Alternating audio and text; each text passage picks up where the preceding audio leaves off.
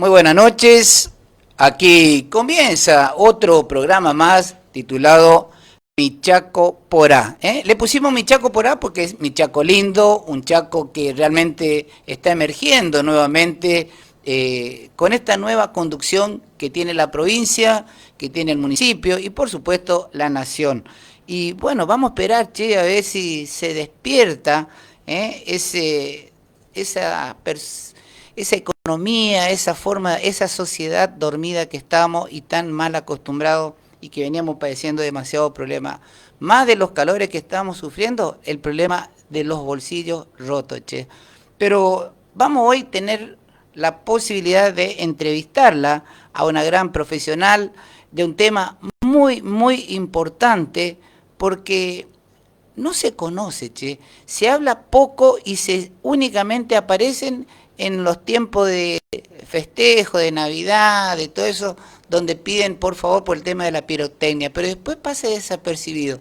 Yo creo que tenemos que difundir mucho más estos temas porque hay estadística, hay gente que la padece y por supuesto tenemos que trabajar todos como sociedad en pos y de ayudar a quienes realmente se preocupan y se ocupan de estos, que en el caso de la doctora Victoria Lobo. Ella es psiquiatra infanto-juvenil, así que le damos la muy buena noche, doctora.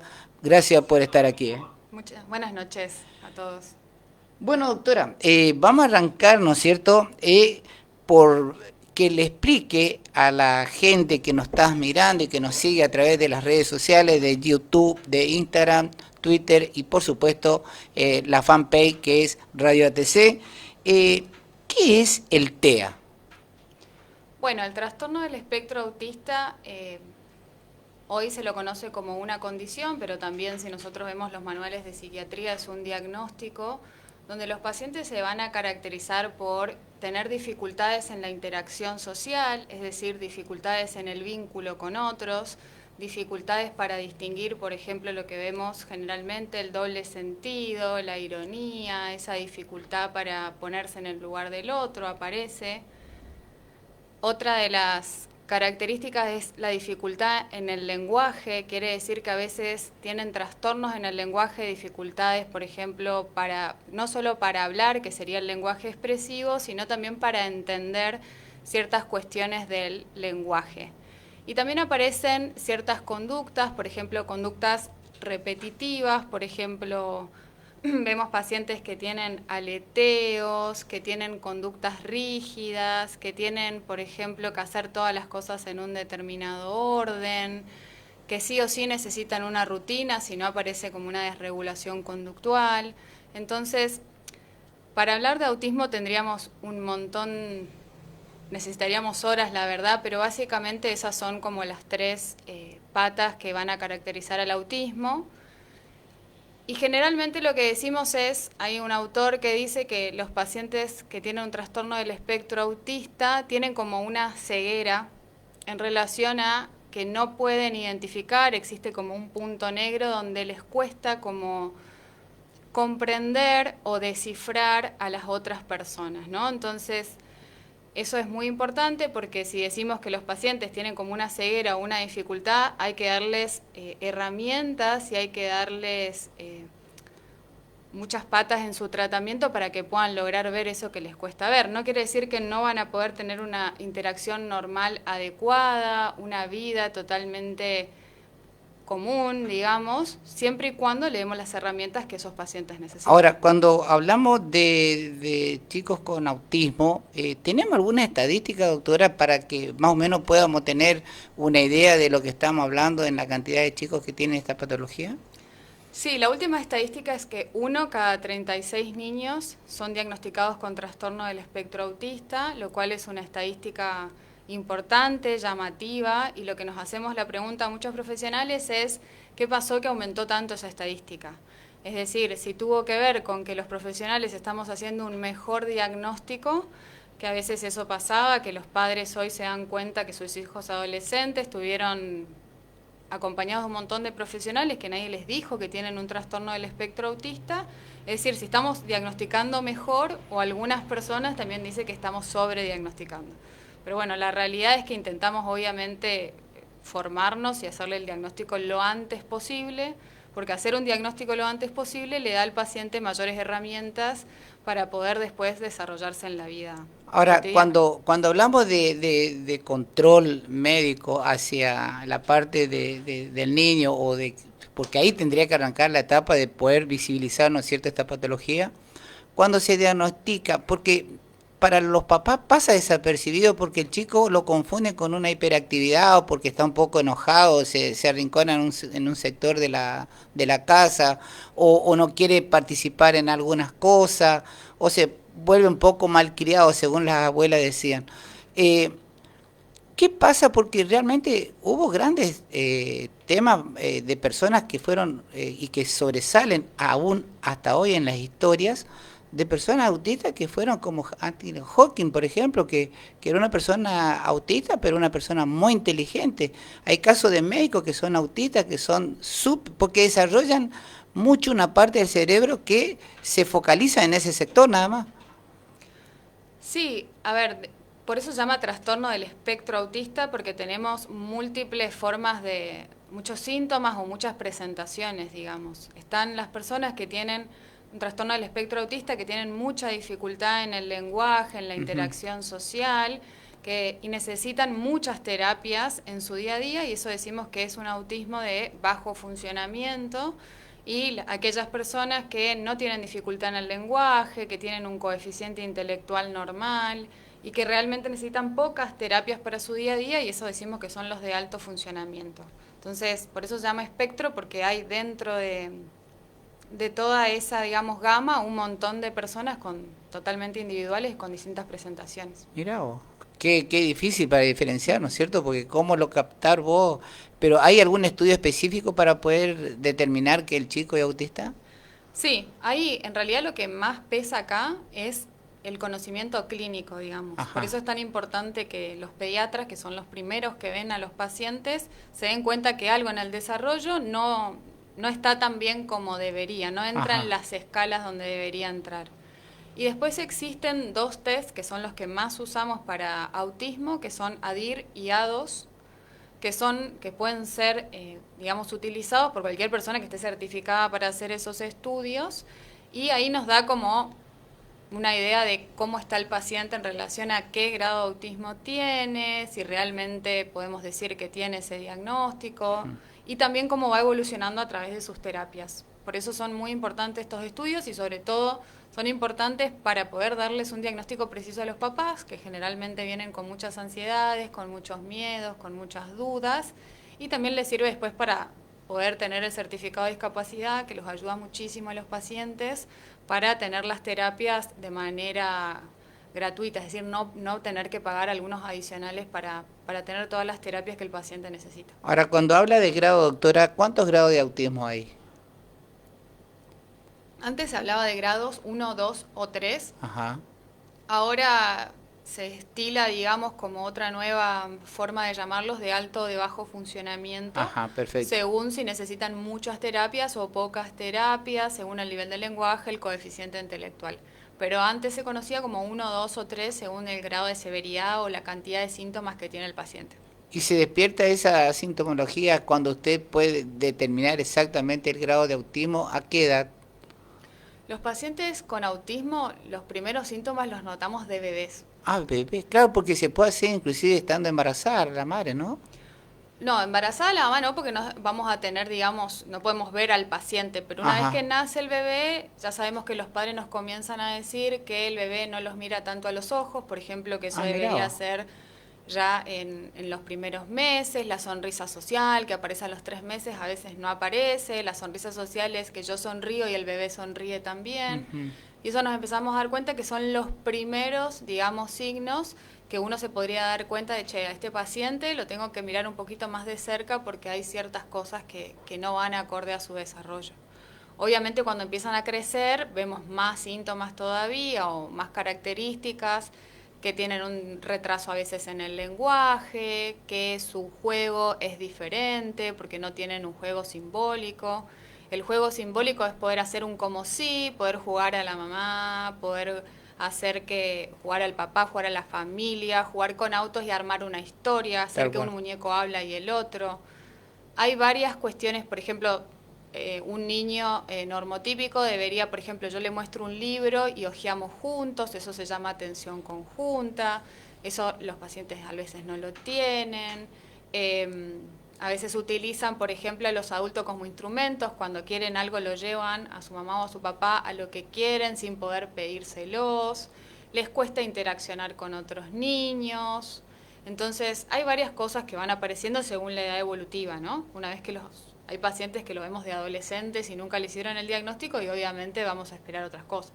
Ahora, yo le pregunté hoy a un pediatra que, sabiendo que usted venía acá, cómo es el trabajo que tienen ellos con ustedes, los psiquiatras infantiles, y me decía él que es difícil, a no ser que me dé a mí la punta inicial, digamos, que me dé la punta del hilo, como me dijo él, de poder yo mandar a un psiquiatra al chico, porque cuando vienen a mi consultorio yo lo primero que hago es revisarle el tema patológico normal de toda criatura, vacuna, resfrío, pulmón, pero nunca cómo interactúa el chico en el entorno familiar donde la mamá o el papá son los que se dan cuenta en los primeros pasos para poder decirle, doctor, mi hijo hace esto, ¿qué puede ser?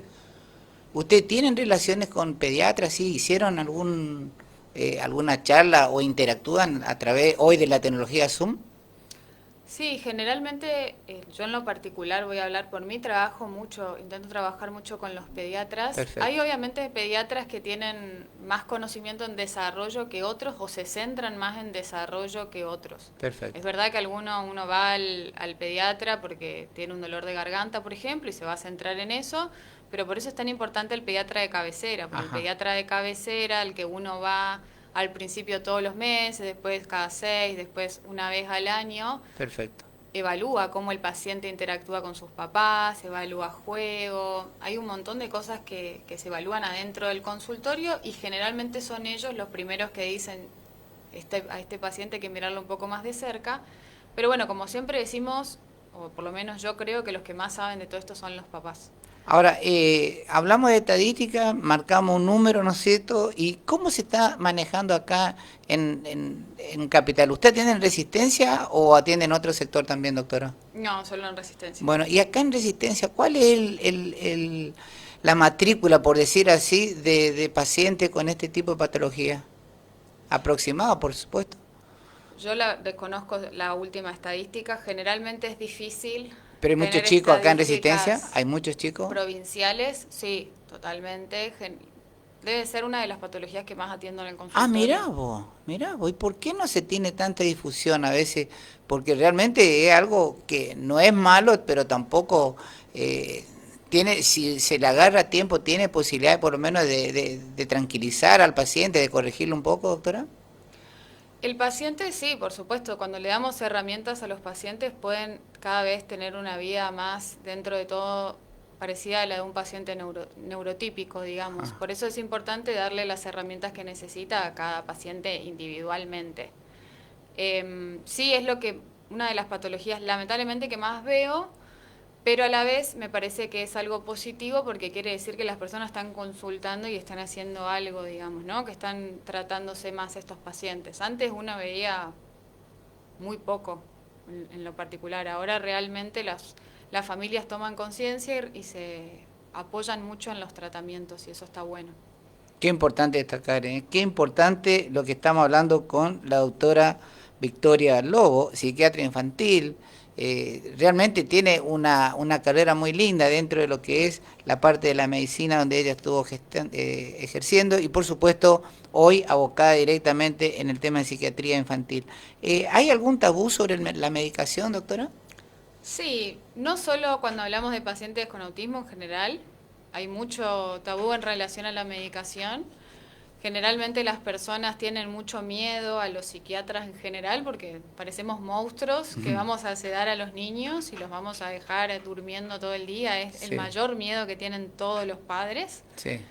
Y bueno, lo que siempre intentamos decir en relación a esto, que la idea es que el paciente logre logre estar lo mejor que pueda, digamos, ¿no? Sacar los síntomas negativos y que pueda, por ejemplo, en el caso de los pacientes con autismo, aprovechar, por ejemplo, sus terapias. Generalmente pasa mucho que los pacientes que tienen un trastorno del espectro autista son bastante hiperactivos, se mueven mucho, les cuesta mantener la atención, eso es bastante frecuente, entonces no logran aprovechar sus terapias, capaz tienen 5 o 6 terapias, pero pueden estar poco tiempo manteniendo la atención, entonces no están adquiriendo todo lo que podrían o aprovechar esas terapias. Entonces generalmente cuando uno dice, bueno, vamos a medicar, generalmente no se medica el trastorno del espectro autista, porque eso no se medica, sino que medicamos las comorbilidades. ¿Qué quiere decir eso? Que además de tener un trastorno del espectro autista, el paciente puede tener un déficit atencional, puede tener, por ejemplo, ansiedad, puede tener un trastorno de conducta. Entonces, hay un autor que habla, una persona con la que me formé, que decía, el autista puede tener autismo y piojos. Entonces, no solo estamos hablando del trastorno del espectro autista, porque si no eso no tendría ningún tipo de medicación, porque es algo del neurodesarrollo, sino que medicamos las comorbilidades. Por ejemplo, esta hiperactividad para que aprovechen las terapias. Si tienen mucha ansiedad, medicamos eso para que puedan estar más tranquilos, para que puedan vivir una vida sin ansiedad, como que hiciéramos todos. Si tienen un trastorno de conducta, se medica eso porque generalmente pone en riesgo su propia integridad física, porque se golpean, entonces eso no está bueno. Entonces, la medicación siempre va enfocada hacia un síntoma, no medicamos autismo, digamos. Ahora, ¿se confunde el autismo con otra forma de conducta del niño, comúnmente denominado hiperactivo el chico? Sí, generalmente tenemos muchas dificultades, digamos, para hacer un diagnóstico. Pero bueno, la diferencia es que el trastorno del espectro autista también puede tener un trastorno de déficit de atención. Entonces ahí es más difícil todavía, porque tenemos el autismo más el trastorno de déficit atencional. Pero bueno, eso se hace con un buen diagnóstico.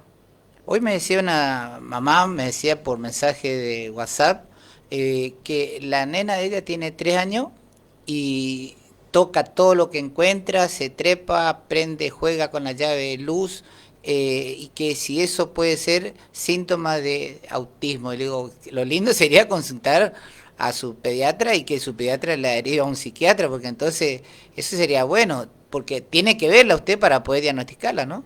Por supuesto, sí, sí, es muy difícil con esos datos. De igual forma, también veo mucho en el consultorio con muchos papás que hay como cierta se patologiza, digamos, algunas cosas que son normales. Es decir, que un niño de 3 años corra, le cueste prestar atención, trepe, generalmente antes decíamos, bueno, es un niño de 3 años teniendo una vida totalmente normal. Y a veces los padres, como también hay mucha información, Sí. creen que cualquier cosa que presente su hijo, sí o sí lo tenemos que encasillar en un síntoma. Ajá. Pero bueno, hay cosas que son de la crianza habitual, normal, del desarrollo normal, que eso sí, a veces da mucho miedo que empecemos a ponerle títulos a cosas que son de un desarrollo normal. Estamos en la era tecnológica, estamos en un ciclo evolutivo donde todo es a través de la web, de internet, de lo que quiera nombre darle, ¿no es cierto? Porque para mí es algo novedoso por la edad que tengo. Entonces, pero hoy todo el mundo cuando charlamos, tomamos un café con algunos amigos, me dice, che, viste, la nueva generación hacen con un chip distinto, te abren el celular, mi neta me abre el celular, me dice, no podemos, no sabe ni la contraseña y la chica me abre, me dice, wow, yo me sorprendo. El uso de pantalla, según su perspectiva médica, ¿cómo ve ese tema, doctora? Es un tema bastante complicado, porque obviamente son una generación que ya nacieron con el celular, ya nacieron con la televisión, y yo creo que nosotros como adultos estamos todo el tiempo con pantallas, es decir, nosotros estamos, ahora particularmente estamos frente a muchas pantallas, Sí. generalmente estamos con el celular al lado, que a veces tiene mucho de positivo porque ayuda con la comunicación, pero también tiene muchas cosas negativas en relación a, por ejemplo, que se sabe, digamos, que produce químicamente mucho estrés, eso lleva a posteriormente tener dificultades en la atención, poder mantener la atención durante mucho tiempo, dificulta que uno esté hiperactivo, digamos, porque la tele genera un montón de estímulos que después tienen que ser descargados de alguna forma, entonces vemos que los chicos están mucho más ansiosos, mucho más en movimiento, después de estar mucho tiempo en la tele. Dificulta el sueño porque estamos hablando de una pantalla azul que el cerebro interpreta como que todavía es de día, entonces genera mucha dificultad en el sueño. Y una de las cosas que a mí más me preocupa de la tecnología en general es que nos da una gratificación inmediata a nivel cerebral, digamos. Yo hago doble clic y aparece lo que yo quiero que Ajá. aparezca, es algo inmediato, los juegos dan una gratificación inmediata. Netflix, por ejemplo, que nos va diciendo próximo capítulo y estamos todos esperando ahí ansiosos que el siguiente capítulo. Todo eso genera una sustancia cerebral que predispone a las adicciones. Entonces, no solo a la adicción a pantallas, sino que también a la baja tolerancia a la frustración, porque tenemos niños que están acostumbrados a tenerlo todo ya con un doble clic, o por ejemplo, ni siquiera toleran las propagandas porque están acostumbrados a las plataformas. Entonces, si estamos criando niños y niñas que no tienen tolerancia a la frustración y a la espera, después es muy difícil que toleren, por ejemplo, el colegio. Porque para llegar a una prueba y a superar una materia tiene que pasar un montón de tiempo. Claro, Para andar en bicicleta lo tengo que intentar un montón de veces y así no es. tienen ganas de hacerlo, porque ¿para qué si tienen en la pantalla algo que les da gratificación rápido? Qué bárbaro, ¿eh? Más allá de ser algo beneficioso, también es un consumo problemático eso. Sí, obviamente que hay personas que la usan para cosas positivas, pasó mucho en la pandemia, digamos que nos apoyamos mucho en las pantallas para poder comunicarnos. Algunos adolescentes lo usan, por ejemplo, para la famosa plataforma de Discord, para hablar entre ellos, para jugar, y es una forma también de socialización, ¿no? Porque ahora tampoco queremos que los chicos estén afuera porque les puede pasar algo malo, y no queremos que estén en las pantallas porque se vuelven adictos a las pantallas. Entonces es realmente un tema difícil, digamos, y los adultos tenemos cada vez menos tiempo, entonces se crea una disyuntiva de, bueno, si no están en las pantallas, si no los dejo estar en el patio, ¿dónde están, no? Claro, y ahora hay que agregarle algo más todavía, más grosso todavía, como dicen los chicos, la inteligencia artificial, porque ahora interactúa con el equipo, con el celular actúa, porque le pone eh, qué color es tal cosa y el robot que está dentro dice, un amiguito dice, te contesta todo. Entonces me dice, pero mi nena me llama, me dice, mi nieta me dice, papá, abuelo, abuelo, dice, poneme el robot, poneme el robot, poneme el robot. O sea, los chicos interactúan ahora con el celular. Totalmente. Se volvió parte de su día a día. También creo que fue algo bastante inducido por nosotros los adultos, Hay ¿no? que Es de controlarlo decir, nomás. claro, nosotros queremos hacer algo y ¿qué hace el niño mientras? Y mira tele. Total, Tal cual. sabemos que mientras mira tele están prácticamente hipnotizados delante de la pantalla y el adulto tiene más tiempo de hacer otras cosas. Eso es cierto, la niñera tecnológica, decía un amigo. Así es. Eh, Otro tema también muy lindo y que también es importante tocar, la educación y la integración.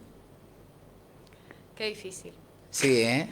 Sí, ¿eh? Lamentablemente tenemos bastante dificultades en lo que es la educación, porque, ¿Hay a que ver, preparar al docente, doctora? sin duda que hay que preparar a los docentes y estamos con una dificultad que cada vez hay más niños en el aula. Ah, ah. Entonces, es difícil entiendo, para los profesores, para los maestros, decir, tengo 30 alumnos y de los cuales 3 necesitan más de mí porque tienen alguna dificultad en su desarrollo, en el aprendizaje, en lo que fuera. Entonces, se tiene que ocupar de 30, de 27 que les tienen que enseñar de una forma y 3 que le podría enseñar de manera diferente, ¿no? Entonces, tal vez si los utópico, seríamos menos niños o menos niñas en el aula, sería un poco más fácil. El asunto que ahora hay como, esto va a ser un poco polémico lo que diga, pero realmente estamos todos como diciendo, sí, tenemos que integrar a las personas que tienen una dificultad en el desarrollo y después o no están las instituciones preparadas o los profesionales Ujú. preparados.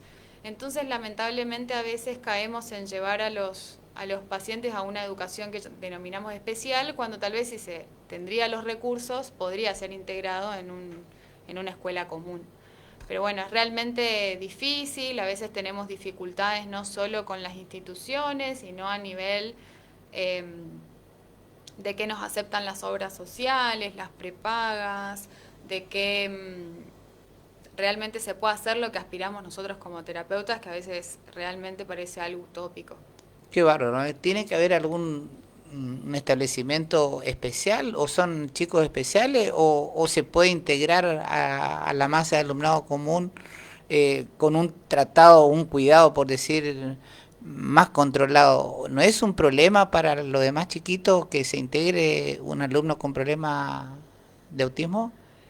Existen centros que, los famosos SET, digamos, que son Ajá, los centros terapéuticos que también se encargan de la educación, o las escuelas especiales que se dedican de la educación de pacientes que no pueden ser integrados a las escuelas comunes, pero siempre el primer paso es la integración a la escuela común. perfecto, Intentamos que eso sea así para que puedan acceder al mismo aprendizaje que cualquiera. perfecto. El asunto es que tengan las herramientas para poder desenvolverse. Es decir, nosotros, digamos, una persona que, para llevarlo a otro tema, que es ciega, necesita leer en braille. Bueno, le tenemos que dar a nuestro paciente con autismo ese braille para que pueda estar en una escuela común, digamos, ¿no? ¿Qué Ujú. herramientas le damos para que se pueda integrar? Y generalmente los niños no son, o niñas, no son los que tienen los mayores problemas, sino somos más los adultos que nos cuesta un poco más. La relación con los compañeros generalmente es muy positiva, no, entre niños es como no hay prejuicio, no suelen haber esas cuestiones. Sí, obviamente un paciente que tiene TEA le va a costar un poco más sociabilizar, pero obviamente va a ser mucho más positivo que esté integrado a una escuela común con otros niños antes de decir, bueno, no va a poder, catalogamos que no va a poder y entonces lo llevamos a otro tipo de escuela. Obviamente según lo que cada paciente necesite, ¿no? Si se puede, es lo ideal, y si no, va a estar bien para ese paciente ir a una escuela especial porque es lo que necesita, pero está bueno hacer esa diferenciación y que no vayan a escuelas especiales solamente porque la educación no se puede adaptar, ¿no? Exacto, qué lindo eso, ¿eh? Qué buena recomendación para los papás, che, darle una oportunidad muy lindo al nene o al chico o a la niña o al niño para que pueda hacerlo. Y la otra pregunta, doctora, ¿qué pasa porque hay ejemplos muy lindos? Hay una persona en Buenos Aires que ha creado de grupo de Neurodiversidad. neurodivergente, neurodiversidad.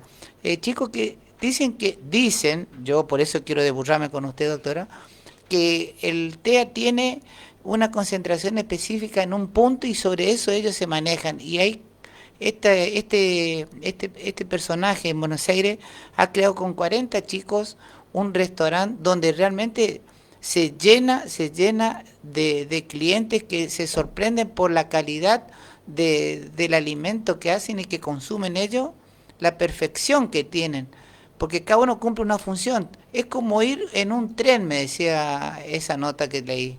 ¿Es tan así, doctora?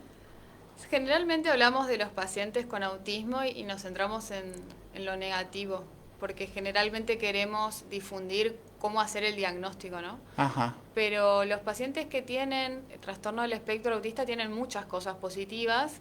Por ejemplo, esto de poder aprender muchísimo sobre un tema en particular y hacerse casi expertos en el tema. Tengo Mira. pacientes que me nombran todos los dinosaurios, dónde viven los dinosaurios, qué comen los dinosaurios, Wow. que yo no podría jamás ni pronunciar, o las capitales de países que ni siquiera conozco. Entonces, realmente cuando se interesan en un tema son personas que son tan detallistas y tan perseverantes que se hacen realmente especialistas en un tema, con lo cual imagino que el restaurante debe estar muy bueno.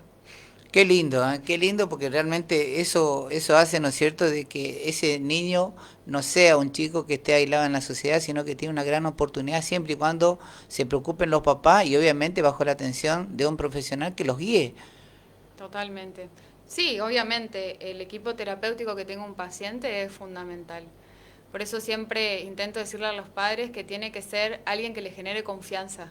Es decir, que uno vaya y diga, bueno, realmente estoy confiando en esta persona y si tengo alguna duda me la puedo sacar con esta persona, porque no deja de ser que están tratando a sus hijos, ¿no? Entonces, el equipo terapéutico es fundamental, que generalmente en las personas que tienen autismo es bastante amplio, digamos, ¿no? Porque necesitan de psicología, psiquiatría, terapia ocupacional, fonoaudiología. Son muchas terapias a veces es difícil para los papás cumplir con todas esas terapias, pero bueno, es fundamental.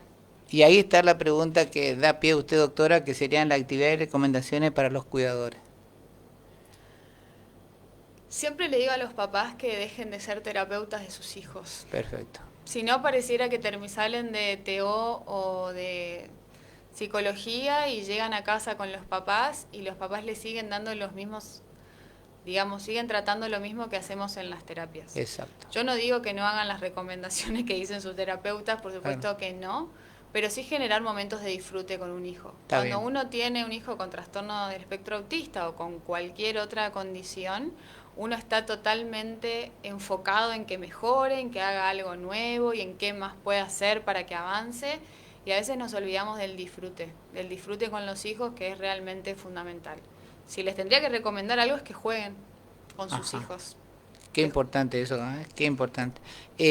Sabemos que tiene una charla muy linda sobre el autismo el 15 y el 22 de marzo y el 5 de abril, ¿no es cierto? Modalidad online. Y tengo acá el flyer, por eso lo estoy leyendo, donde los disertantes invitados está la doctora Luz Fernández, la doctora Luca Beltrán, usted, doctora Victoria Lobo, doctora Sonia Martínez, la licenciada María Fabián Perone, eh, sobre esta charla que se va, estos disertantes, la charla que van a dar, es sobre el tema que estamos tocando de autismo. ¿Es algo así similar a lo que estamos tratando, las recomendaciones, las formalidades que hay que tener con el chico?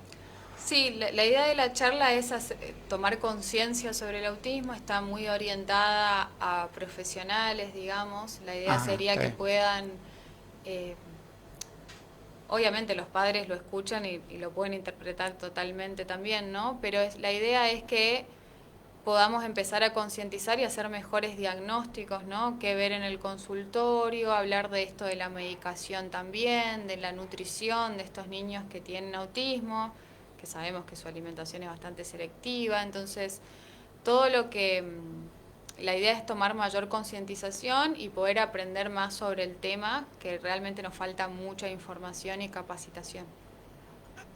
El niño autista, doctora, el niño autista, para que la gente entienda de lo que estamos hablando, el niño autista, cuando es recién diagnosticado como autista, el padre se tiene que asustar, va a luchar contra algo que le va a generar un conflicto, genera una movida distinta dentro de la estructura familiar. Yo creo que cualquier diagnóstico genera algo muy fuerte en las familias, un impacto, ¿no? Yo creo que lo primero que le pasa a los padres, y esto es lo vivo, obviamente los papás podrán decir si es así o no, que lo primero que uno le genera es el duelo, Sí. a saber que su hijo tiene un diagnóstico y que van a tener que luchar como familias con eso, ¿no? Como acompañar a su hijo en eso. Eso es re importante porque generalmente uno tiene la ilusión, siempre cuando uno inicia en la paternidad, la maternidad, de un hijo ideal, y a veces no es eso lo que se imaginaban, entonces es re importante poder acompañar a las familias en decirle, bueno, este niño tiene un trastorno del espectro autista, pero lo podemos acompañar de esta forma y va a tener esas herramientas. Obviamente los padres conviven con ir a un montón de terapias, van y vienen, se enfrentan a lo administrativo, después tener que conseguir la medicación, que en las horas sociales les cubran eso. Entonces yo creo que hay muchos desafíos que uno tiene como mamá, como papá de un paciente con autismo, y que está también en nosotros los profesionales poder acompañar y sostener. No, con esto no quiero decir que toda la vida va a ser una lucha, hay momentos muy lindos, por eso digo eso del disfrute, de poder estar juntos y poder disfrutar, pero sí se vuelve algo como bastante mecánico ir a terapias, estar luchando con cuestiones administrativas, pero yo creo que sin duda si uno hace todo eso, después ves, digamos, los resultados en su hijo y en su hija de todo lo que uno estuvo haciendo, ¿no? Bueno, estamos hablando desde el niño, ¿no es cierto?, autista. Y ahora una pregunta que también me hizo ruido a mí, si conoces en su consultorio las tres clases, ¿no es cierto?, las tres edades, me decían. Fíjate, Eduardo, preguntarle, me dice, el niño, el adulto, el adolescente y el adulto. ¿Tienen esa misma patología y ¿Cuál es la evolución que tiene de que es niño hasta el adulto? ¿Cuál es la evolución? ¿Cómo usted se da cuenta que está evolucionando, por supuesto, favorablemente? Digamos, el diagnóstico se va a hacer de una manera muy difícil, muy diferente, quiero decir. Y a veces nos pasa en esto, antes de empezar, algo muy cómico, que a veces vienen los padres y nos dicen, nunca consultamos porque tiene las mismas características que yo. Ah, mira. Entonces, nunca me imaginé que era algo patológico. Entonces, de repente nos encontramos haciendo el diagnóstico no solo en el niño, sino en los padres. Ah, mira. Entonces, a veces pasa que los padres tienen un trastorno del espectro autista que de alto funcionamiento, que por ejemplo llegan a ser profesionales, Sí. muy buenos profesionales porque se pueden enfocar en eso, tienen dificultades en lo social, pero dijeron, bueno, soy tímido, me cuesta, y alguna otra dificultad en la infancia que se pudo, digamos, sobrellevar. Entonces llegan al consultorio con su hijo que tiene los mismos, que alguien les dijo que esos síntomas correspondían a un autismo y de repente se enteran que ellos también tienen Ah, autismo y que nunca fueron diagnosticados. Por eso digo que a veces nos pasa que antes tal vez no diagnosticábamos a tiempo. Y después va a pasar, digamos, el niño que tiene un trastorno del espectro autista va a tener estas dificultades que dijimos, digamos, en el juego, en lo social, en el lenguaje, en lo sensorial, que eso es re importante, porque generalmente son personas que tienen hipersensibilidad o hiposensibilidad, es decir, sienten más los estímulos o menos los estímulos. Entonces, es muy frecuente, por eso que decía de la pirotecnia, que lo sienten como algo muy invasivo, como doloroso, incluso lo pueden llegar a sentir, o lo táctil también se les dificulta, lo sienten con mucha sensibilidad, las luces. Entonces, todos los ambientes tienen que estar adaptados o ser amables para un niño que tiene un trastorno del espectro autista. De hecho, algunos supermercados tienen días para niños con trastorno del espectro autista o personas que tienen autismo, y ese día bajan un poco la intensidad de las luces y ponen una música mucho más baja. ah, mira. Entonces, todo lo sensorial está menos estimulado. Lo sensorial es como nosotros podemos percibir al mundo, entonces todo el tiempo estamos en contacto con eso, y a veces para una persona que tiene autismo un abrazo puede sentirse como algo doloroso. Entonces, hay que tener mucho en cuenta esto de lo sensorial, porque a veces puede ser interpretado como capricho, como un niño maleducado, por ejemplo, y no Sí. tiene nada que ver con eso, sino con lo sensorial. O sea, ahí es donde volvemos a esa pregunta. Todo depende de la observación de los papás para poder detectar temprano el diagnóstico, ¿no es cierto? De los papás y de un buen pediatra Exacto. o algún profesional que los pueda ver. Si no, después tenemos esos pacientes adolescentes que comienzan con dificultades, que no pueden comprender los chistes, que les cuesta vincularse con otros, y nos damos cuenta que llegaron adolescentes y nadie les dijo nada, ¿no? Ahora, ¿el autista de por sí es agresivo hacia él o hacia terceros? Eso no es una característica universal del autismo. Es decir, Ajá, aquel paciente que se lastima o lastima a otros, primero tenemos que pensar qué está pasando. perfecto. Sobre todo por esto que hablaba de la sensorialidad. A veces un paciente que tiene autismo no tiene lenguaje, utiliza a veces, digamos, el lastimarse como una forma de expresión. Ajá. Entonces, si vemos que se está golpeando la cabeza en uno de los lados y se golpea y no es una conducta que habitualmente hace, a veces puede ser desde una otitis, un dolor de garganta, un dolor de panza. Entonces, no nos puede decir qué le está pasando, no nos puede decir, che, me duele la panza, como nos diría un paciente que tiene lenguaje. Entonces, es muy importante que miremos esas conductas para poder consultar y poder acompañar a ese paciente. Pero no es una conducta, digamos, pegarse o pegar a otros, no siempre aparece. Y si aparece, tenemos que pensar por qué. Es lo que nosotros decimos la funcionalidad de la conducta, o sea, por qué generalmente utiliza eso o para conseguir algo, o para expresarse, algo que después los trabajamos en las terapias, pero no todos los pacientes con autismo lo tienen. Eh, la doctora Victoria Lobo, psiquiatra infanto-juvenil, atiende en Resistencia. ¿En qué lugares, doctora, y cuál es la vía de contacto para pedir o tratarse en su consultorio? Ahora estoy en INAR, que es una institución, el Instituto de Neurociencias Argentina, y en mi consultorio, que está por la calle Alem, que lo atiendo con mi celular privado. Perfecto. Bueno, ahí se comunicó Maritichi, la más genia del mundo, súper clara, orgullosa que sea la psiquiatra de mi reina. Dice, qué lindo. Qué lindo, bueno, porque es importante que ella esté viendo esto y que mucha gente también se sorprenderá de que es un programa que no es habitual de esta radio, pero que realmente me encanta el tema, porque me encanta la parte humana que tiene la doctora Victoria Lobo, porque realmente se necesita, más ya que es una profesión la que eligió como psiquiatra y obviamente que le obliga a tratar todo este tipo de situación, esa calidad de la paciencia que debe tener, porque todo lo que nos ha contado, se necesita paciencia para tratar a un chico con autismo. ¿Me equivoco, doctora? Sí, yo creo que si nos alteramos los terapeutas, que queda, ¿no?